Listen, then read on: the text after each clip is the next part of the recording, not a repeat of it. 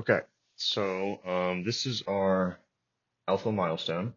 So a lot of the things that were first visible in the first playable, a lot of those features are going to be pretty consistent.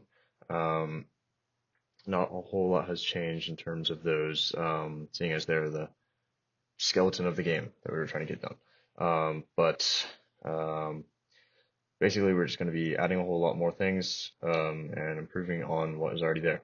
So as you can already see, the bunker is quite a bit renovated, um, a little bit more modern look. There's little areas for our NPCs here.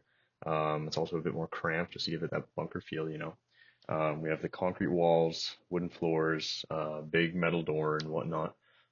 All the things that a good bunker would need. Um, and then you can also see in the top left corner, you have a health and a hunger bar. And how we're going to deal with this. It gives the player a reason to actually go out in the environment, kind of giving the pressure of the game.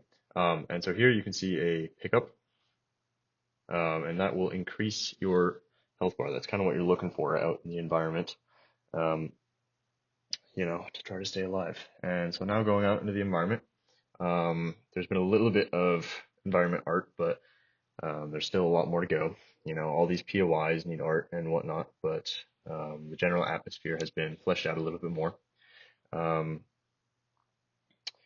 and in terms of new features, one of the major ones that we have worked on is our combat feature with this guy right here.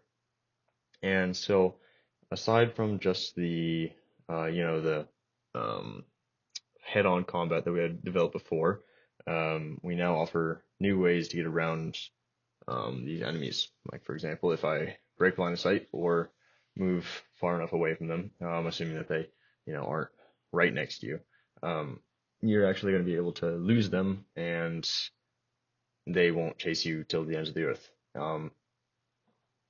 This not only increases like the horror aspects of this game, seeing as if you wanted to make an enemy so strong that the player really couldn't handle them, or if say you make the player a bit more powerless against these guys, this offers better ways to deal with them. Like and running and hiding is something that all good horror games should have. But in general, that's just that.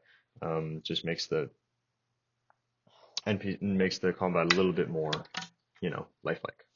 And I'm going to deal with this guy real quick. I think this system was shown before in the first playable, but there it is again.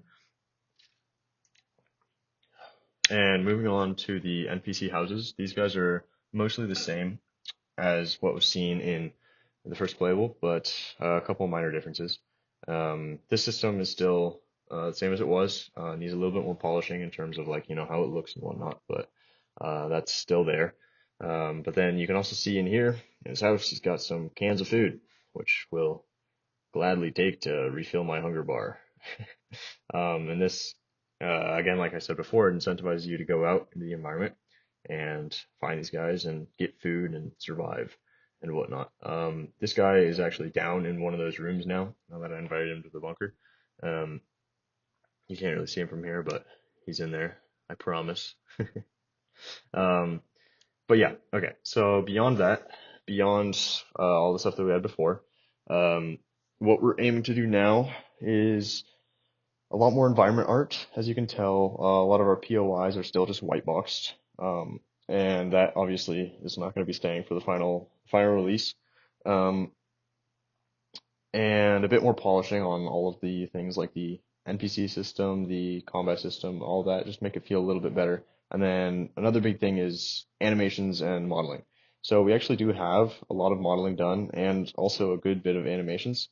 We just haven't really implemented them as of now. As you can see, we're still running the default Unreal things, but implementing those will really help give our game its own identity. But yeah, beyond that, that's basically just the idea that we have now. Yeah, thank you for watching.